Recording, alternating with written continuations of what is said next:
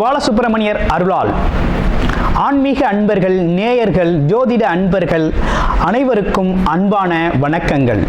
நான் உங்கள் வாழ்க வளமுடன் ஜோதிடர் ஸ்ரீ குரு சுந்தரவடிவேல். இப்போ பார்த்தீங்கன்னா 2025 நடக்க இருக்கிற தமிழ் புத்தாண்டு எப்படி இருக்குது, என்னென்ன விசேஷங்கள் இருக்குது, ஒவ்வொரு ராசிக்கும் எப்படி இருக்கும், என்ன செய்யலாம், என்ன செய்யக்கூடாது, என்ன விதமான வழிபாடுகள் செய்யணும், ஒவ்வொரு நட்சத்திரங்களுக்கும் என்ன விதமான பலன்கள் இருக்குது, இந்த ஆண்டு முழுவதும் இருக்கக்கூடிய கிரக பெயர்ச்சிகளால் ஏற்படக்கூடிய மாற்றங்கள் என்ன, வளர்ச்சி எப்படி இருக்கும், குடும்ப வாழ்க்கை எப்படி இருக்கும், சுப நிகழ்ச்சிகள் எப்படி இருக்கும், வீடு, வண்டி, வாகனம் மற்றும் அசையும் மற்றும் அசையா சொத்துக்கள் யாருக்கு அமையும், குழந்தை பாக்கியம் யாருக்கு கிடைக்கும் அப்படிங்கும் பல்வேறு விஷயங்களை பற்றி இந்த ஒரு வருடம் இருக்கக்கூடிய மொத்த பலனையும் நம்ம இந்த வீடியோ மூலமாக பார்க்க இருக்கிறோம். இப்போ இந்த விசுவாவசு வருடம் தமிழ் புத்தாண்டுகளில் 60 வருடங்களில் 39வது வருடம் தான் இந்த வருடம். இந்த வருடம் இந்த ஆண்டு பிறக்குது. இந்த வருடத்தில் பிறக்கும் குழந்தைகள் தைரியமாக குழந்தைகளாகவும், எல்லோரையும் அனுசரித்து தெரியக்கூடிய குழந்தைகளாகவும், பண்புள்ள குழந்தைகளாகவும், அது மட்டும் இல்லாமல் தர்ம காரியங்கள், புண்ணிய காரியங்கள் ஈடுபடக்கூடிய குழந்தைகளாகவும் பிறப்பார்கள் அப்படிங்கிறது சித்தர் பாடல்களில் உள்ள ஒரு அமைப்பு. அது மட்டும் இல்லாமல் தன் மகனை சான்றோன் என கேட்ட தாய் அப்படிங்கிறது மாதிரி அந்த குழந்தைகள் பெற்றோருக்கு பெருமை சேர்ப்பார்கள் அப்படிங்கிற ஒரு விஷயமும் இருக்குது. இப்போ இந்த வருடத்தில் இந்த வருட பிறப்பின் அடிப்படையில் சூரியன் அப்படிங்கிற ஒரு ராஜாவாகவும் மந்திரியாகவும் இருக்கிறதுனால அரசியல் மாற்றங்கள், அதிகாரம் சார்ந்த மாற்றங்கள் அப்படிங்கிற ஒரு விஷயம் நடக்க இருக்குது. அதையும் தாண்டி மழை பொழிவு அப்படிங்கிறது ரொம்ப அதீதமாக இருக்குது. விவசாயம் செழிக்கும், தானிய உற்பத்திகள் அதிகரிக்கும். அடுத்து பார்த்தீங்கன்னா மக்கள் செழிப்பமடைவார்கள். வருமானத்தை விட செலவு கம்மியாக இருக்கும், சேமிப்பு அதிகரிக்கும், தங்கம், வெள்ளி, ஆபரணங்கள் வாங்கக்கூடிய தன்மை ஏற்படுது. அது இல்லாமல் பார்த்தீங்கன்னா இந்த காலகட்டத்தில் பசுக்கள் உற்பத்தி அப்படிங்கிற ஒரு விஷயம் ரொம்ப நல்லா இருக்குது. அடுத்து பார்த்தீங்கன்னா மக்கள் மீது வரி அப்படிங்கிற ஒரு விஷயம் அதிகரிக்கக்கூடிய சூழ்நிலை அப்படிங்கிறதும் இருக்குது. ஆக மொத்தத்தில் இந்த விசுவாவசு வருடம் அப்படிங்கிறது மற்ற வருடங்களை விட இந்த வருடத்தில் மக்களின் வளர்ச்சி அப்படிங்கிறது நல்லா இருக்கு. திரைப்படத்துறை ரொம்ப நல்லா இருக்கு. பெண்களுக்கான வளர்ச்சி, பெண்களுக்கான திட்டங்கள் அப்படிங்கிற ஒரு விஷயத்தை அரசாங்கங்கள் அதற்கான முக்கியத்துவம் கொடுக்க இருக்கிறாங்க. அந்த வகையில் அவங்களோட தனி முன்னேற்றம் அப்படிங்கிறது இந்த காலகட்டத்தில், இந்த வருடத்தில் ரொம்ப அதிகமாக இருக்கக்கூடிய அமைப்பு இருக்கு. குறிப்பாக எல்லார் குடும்பங்களிலும் சுப நிகழ்ச்சிகள் நடக்கக்கூடிய ஒரு தன்மை, திருமண பாக்கியங்கள் கைகூடக்கூடிய ஒரு அமைப்பு, குழந்தை பாக்கியங்கள் கிடைக்கக்கூடிய அமைப்பு, கோவில் வழிபாடுகள், தர்ம காரியங்கள், புண்ணிய காரியங்களில் மக்கள் ஈடுபடக்கூடிய ஒரு தன்மை அப்படிங்கிறதெல்லாம் ரொம்ப மிக சிறப்பாக இருக்கக்கூடிய இந்த விசுவாவசு வருடத்தில் உங்கள் ராசிக்கு எப்படி இருக்கும் அப்படிங்கிறத இப்ப பார்ப்போம். மனக்காரகனான சந்திர பகவானை ஆட்சி அதிபதியாக கொண்ட கடகராசி அன்பர்களே, இந்த காலகட்டத்தில் என்ன விதமான கிரக அமைப்புகள் நமக்கு இருக்கு அப்படின்னு எடுத்துக்கிட்டோம்னா, இதுவரை குரு பகவான் லாபஸ்தானத்தில் இருந்த குரு பகவான் விரயஸ்தானத்திற்கு மாறுகிறார் வருகின்ற மே மாதம் 14ஆம் தேதி. அடுத்து மே மாதம் 18ஆம் தேதி ராகு கேதுக்களோட பெயர்ச்சிகள் நடக்குது. இதுவரை அவங்களோட ஸ்தான பலம் அப்படின்னு எடுத்துக்கிட்டோம் அப்படின்னா, உங்கள் ராசிக்கு 9ஆம் இடம் 3ஆம் இடத்துல இருந்த நிலை இப்ப 8, 2ஆம் இடங்களுக்கு பெயர்ச்சி அடைகிறார்கள். அடுத்து சனி பகவான் இந்த வருடம் முழுக்கவே உங்களுடைய ராசிக்கு 9ஆம் இடத்துல சஞ்சாரம் செய்வார். இதுல ஒரு அற்புதமான விஷயம் என்னன்னு கேட்டீங்கன்னா, கடகராசி அன்பர்களுக்கு முழுமையாக அஷ்டம சனி பாதிப்பில் இருந்து விடுதலை அப்படிங்கிறத அடைஞ்சாச்சு. கடகராசி அன்பர்களுக்கு இனிமே ஒரு எந்தவிதமான தடைகளும் இல்லை. ஃபஸ்ட்டு திங், பெரிய தடைகள் எதுவும் இல்லை. தடைகளிலிருந்து விடுதலை பெற்றாச்சு. செகண்ட் என்னன்னு கேட்டிங்கன்னா, உங்களுக்கு இந்த காலகட்டத்தில் குரு பகவான் 12ஆம் இடத்தில் அமர்ந்திருக்கிறதுனால அவரோட பார்வை பலன்களும் பார்த்தீங்கன்னா உங்களுடைய ராசியில் இருந்து அவரோட பார்வைன்னு எடுத்துக்கிட்டோம்னா 4ஆம் இடத்துல விழுகிறதுனாலையும்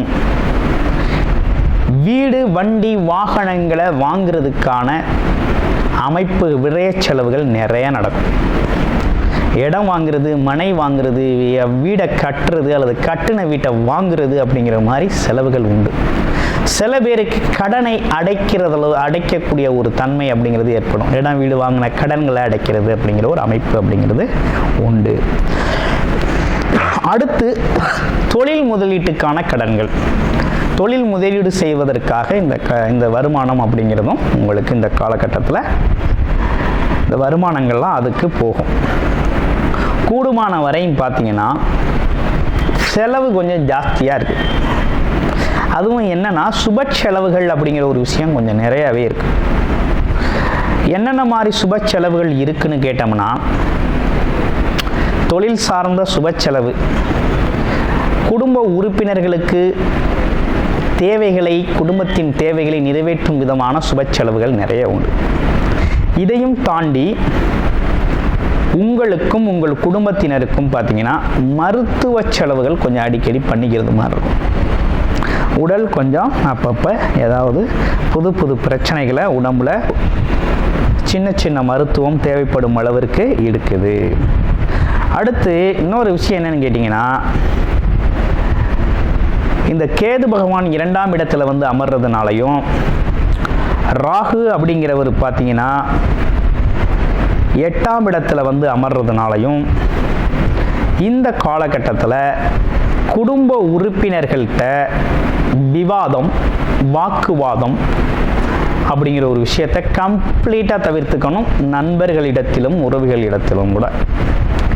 ஏன்னா அது வந்து இந்த காலகட்டத்தில் தேவையில்லாத மனக்குறைகளையும் சங்கடங்களையும் ஏற்படுத்தும். அதே போல் பழைய விஷயங்களை அசைபோட்டு அதில் இருக்க நிறைகுறைகளை இப்போ பேசுகிறதுனால இப்போ இருக்க கரண்ட் லைஃப், ப்ரெசன்ட் லைஃப் வந்து கொஞ்சம் பாதிக்கப்படும். அதனால் அந்த விஷயத்தில் கூடுதல் கவனம் எடுத்துக்கங்க கடகராசி அன்பர்கள். உடல் ஆரோக்கியத்தில் மிகுந்த அக்கறை தேவைப்படுகின்ற வருடமாக இந்த வருடம் அப்படிங்கிறது இருக்குது. அது மட்டும் இல்லாமல் 2 சக்கர வாகனங்கள், பழைய வண்டியை வாங்குறது அப்படிங்கிறத தவிர்த்துக்கங்க. அப்புறம் இரவு நேர பயணங்கள், தனித்து பயணம் செய்கிறது அப்படிங்கிறதெல்லாம் கொஞ்சம் மாற்றம் செஞ்சுக்கிறது அப்படிங்கிறது ரொம்ப நல்லது.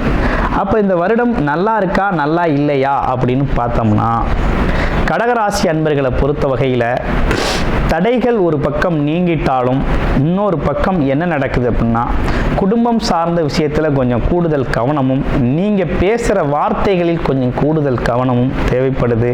அது மட்டும் இல்லாமல் 8ஆம் இடத்துல இருக்கக்கூடிய ராகு பகவானை குரு பார்க்கறதுனால அடிக்கடி பயணம் சார்ந்த விஷயங்கள் உங்களுக்கு நிறையா இருக்கும்.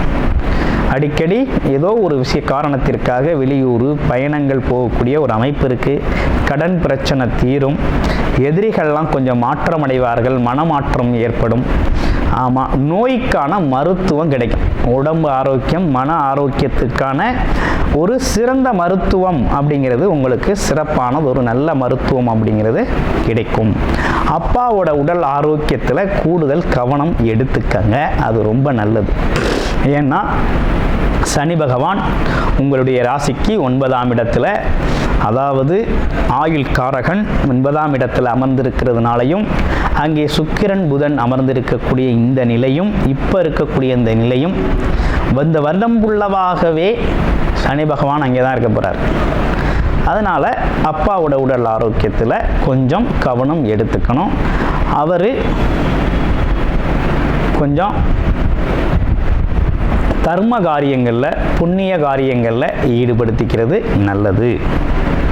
அதே போல் பார்த்தீங்கன்னா இந்த காலகட்டத்தில் வேற என்ன சிறப்பு விசேஷங்களை கடகராசி அன்பர்களுக்கு இருக்குது அப்படின்னு பார்த்தோம்னா, வழிபாடுகள் தான் ரொம்ப சிறப்பாக பண்ணிக்கணும் அப்படிங்கிற ஒரு அமைப்பு அப்படிங்கிறது இருக்குது. என்ன மாதிரி வழிபாடு பண்ணிக்கணும் அப்படின்னா, ஒரு முறையாவது நீங்கள் இந்த காலகட்டத்தில் திருநாகேஸ்வரம் அப்படிங்கிறது போயிட்டு வரோம். ரெண்டாவது விஷயம், வியாழக்கிழமைகளில் குரு பகவானுக்கு நெய் தீபம் ஏற்றி வழிபாடு செய்யணும். அதே போல் சனிக்கிழமைகளில் சனி பகவானுக்கு நல்லெண்ணெய் ஏற்றி வழிபாடு செய்யணும். இதை கொஞ்சம் செஞ்சுக்கிட்டு வாங்க, ரொம்ப நல்லா இருக்கும். கூடுதலாக உங்களுக்கு நல்லதொரு முன்னேற்றம், லாபம், அது மட்டும் இல்லாமல் திடீர் அதிர்ஷ்டங்கள், யோகங்கள் அமையணும் அப்படிங்கிற மாதிரி விருப்பப்பட்டீங்க அப்படின்னா, ஞாயிற்றுக்கிழமைகளில் ராகு காலத்தில் துர்க்கை அம்மனுக்கு நல்ல எண்ணெய் தீபம் ஏற்றி வழிபாடு செய்யுங்க. அவர் யோகக்காரகன், குரு பார்வை இருக்குது. அதனால் கொஞ்சம் நல்லதொரு வருமான வாய்ப்பையும் திடீர் அதிர்ஷ்ட வாய்ப்புகளையும் யோகத்தையும் கொஞ்சம் வழங்குவார். இந்த காலகட்டத்துக்கு அது உங்களுக்கு மிகப்பெரிய லெவலில் பயனளிக்கும் வகையில் இருக்கும். என்ன இருந்தாலும் உங்களுடைய பிறப்பு ஜாதகத்தில் என்ன மாதிரி தசாபுத்தி அமைப்பு நடக்குது அப்படிங்கிறத பார்த்துக்கிட்டு பயன்படுத்துங்க. அனைவருக்கும் இனிய தமிழ் புத்தாண்டு நல்வாழ்த்துக்கள் கடகராசி அன்பர்களே. கூடுதல் தகவலாக நேயர்களின் விருப்பத்திற்கிணங்க நமது ஸ்ரீ பாலசுப்பிரமணியர் ஆலயத்தில் அனைத்து விதமான சகல விதமான தோஷங்களும் நிவர்த்தி அடைய பரிகார பூஜைகள் தொடர்ச்சியாக நடக்க இருக்குது. அது மட்டும் இல்லாமல் திருமண தடை, குழந்தையின்மை, தொழில் முன்னேற்றம், வேலை வாய்ப்பு கிடைத்தல், ராகு கேது தோஷங்கள் நிவர்த்தி அடைய, குலதெய்வ அருள் கிடைக்க, கடன் பிரச்சனை தீர, வாழ்வில் பணம், பொருள், செல்வாக்கு அதிகரிக்க, இப்படிப்பட்ட விஷயங்களுக்காக பல்வேறு விதமான சகல பிரச்சனைகளுக்கும் தீர்வு கிடைக்கும் வகையில் பரிகார பூஜைகள் நமது ஸ்ரீ பாலசுப்பிரமணியர் ஆலயத்தில் நேயர்களின் விருப்பத்தின் பேரில் தொடர்ச்சியாக நடக்கிறதுக்கு உங்களுக்கு விருப்பம் இருக்கும் பட்சத்தில் டிஸ்பிளேல தர நம்பருக்கு கால் பண்ணி உங்களுக்கான பரிகார பூஜைகளை ஸ்ரீ பாலசுப்பிரமணியர் ஆலயத்தில் செய்து கொள்ளலாம். நன்றி, வணக்கம்.